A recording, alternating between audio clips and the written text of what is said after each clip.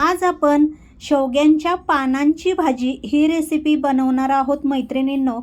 तर ही पानांची भाजी आपल्या शरीरासाठी आरोग्यदायी आहे, तसेच आपल्या शरीरासाठी एक वरदान आहे, आपल्या जीवनाचं अमृत आहे असं म्हणायला काहीच हरकत नाही। तर बघा इथे मस्त अशी कोवळी कोवळी शेवग्याची पानं आणलेली आहेत आणि आता आपल्याला ही अगदी अलगद हाताने अशी हळूवार अशी खुडून घ्यायची। खुडून म्हणजे अशी अलगद हाताने अशी ओढून घ्यायची।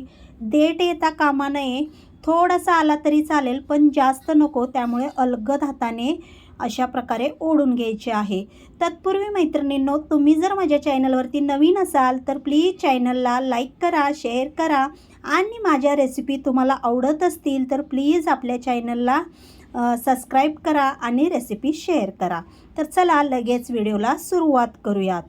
तर बघा, सर्वात पहिल्यांदा मी इथे तुम्हाला दाखवलेलं आहे अशा पद्धतीने आपल्याला ही पानं अलगद हाताने अशी ओढून घ्यायची आहेत। देठ कमी शक्यतो आले तरी चालतील, पण अशा प्रकारे पानंच खुडायची आहेत। तर इथे बघू शकता माझी सगळी पानं खुडून झालेली आहेत। आणि सगळ्यात पहिलं तर याचे तुम्हाला मी आता फायदे सांगते। जर तुम्हाला समजा कोणाला वात असेल तर वातावरती खूप फायदेशीर अशी ही भाजी आहे। जर तुम्ही आजारातून उठला असाल, तुमच्या शरीरामध्ये रक्ताचं प्रमाण कमी असेल तर ही भाजी खाल्ल्याने खूप रक्ताचं प्रमाणही वाढतं। तुमची भूक मंदावली असेल तरीही तुम्ही ही भाजी खाऊ शकता। तर कसं आहे मैत्रिणींनो, माहिती आहे का, ही मृग नक्षत्रामध्ये भाजी बनवली जाते, पण माझ्या मैत्रिणीने एकाही मला आत्ता पानं दिली होती म्हणून मी पुन्हा बनवून तुम्हाला दाखवली आहे आणि स्वतः मी सकाळ आणि संध्याकाळ 2 वेळेस खाल्लेली आहे। तर इथे बघा 3 ते 4 पाण्याने स्वच्छ पानं धुवून घेतलीत। पानं दाबून धुवायचीत, कारण ती पाण्यामध्ये जास्त खाली बुडली जात नाहीत। तर चला आता लगेच रेसिपीला सुरुवात करूयात। तर आता बघा इथे मी ही पानं अशा पद्धतीने पाण्यामधून नितळून घेतलेली आहेत। आता आपण या पानांना चिरून घेणार आहोत। तुम्ही जर विळीने चिरत असाल तर विळीने चिरा किंवा अशा पद्धतीने चिरले तरी चालतात। असं जाडं म्हणजे मोठं चिरायचं, अगदी बारीक पानं चिरायची नाहीत, नाहीतर भाजी जास्त कडवट लागू शकते। आणि हा गोडा शेवगा आहे त्याच्यामुळे ह्याची पानं आहेत ना जास्त अशी कडवट नाही आहेत, पण भाजी खूप सुंदर होते मैत्रिणींनो। या पद्धतीने तुम्ही नक्की बनवून बघा। तर आता मी इथे बघा ही पूर्ण सगळी भाजी चिरून घेते।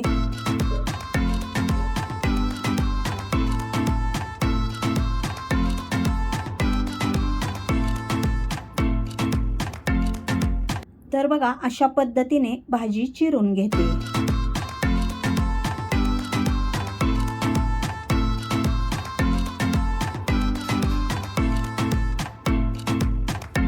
तर बघू शकता मी आता भाजी चिरून घेतलेली आहे। आता आपण भाजी फोडणी देऊयात। तर इथे बघा कढई तापलेली आहे। तर या कढईमध्ये आता आपल्याला 2 पळ्यात तेल घालायचं आहे आणि तेल चांगलं तापलं ना की त्याच्यामध्ये मोहरी घालायची। मोहरी छान तडतडली की त्याच्यामध्ये कांदा घालायचा। कांदा मोठा कांदा घ्यायचा, या भाजीला कांदा जरा जास्तच वापरतात, त्याच्यामुळे बघा इथे मी कांदा टाकलेला आहे। त्याच्यानंतर 3-4 लसूण पाकळ्या अगदी असं ओबडधोबड चेचून घेतल्या आणि त्या टाकल्या। आता आपण हे छान अगदी ब्राऊन कलर येईपर्यंत भाजून घेऊयात। तर इथे बघू शकता तुम्ही आता हे कांदा छान भाजलेला आहे। त्याच्यामध्ये हळद आणि जो कोणता मसाला तुम्ही वापरत असाल तो मसाला तुमच्या आवडीप्रमाणे, पालेभाज्यांना शक्यतो तिखट कमीच घालतात, त्याच्यामुळे आवडीप्रमाणे तिखट घालू शकता।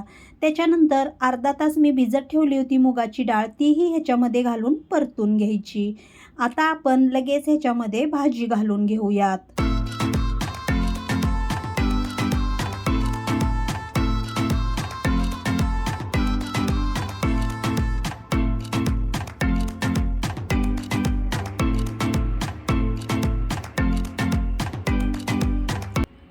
आता बघा भाजी घालून झालेली आहे. आता आपण चवीप्रमाणे मीठ घालूयात.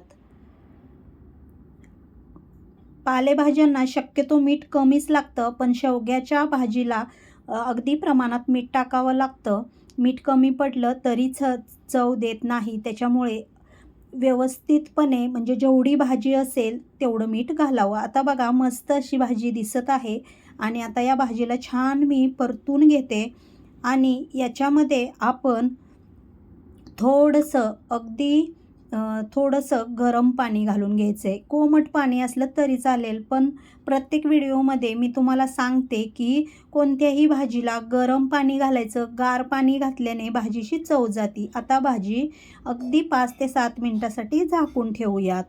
शेवग्याच्या पानांची भाजी शिजायला थोडा वेळच लागतो, त्याच्यामुळे पाणी घालायचं.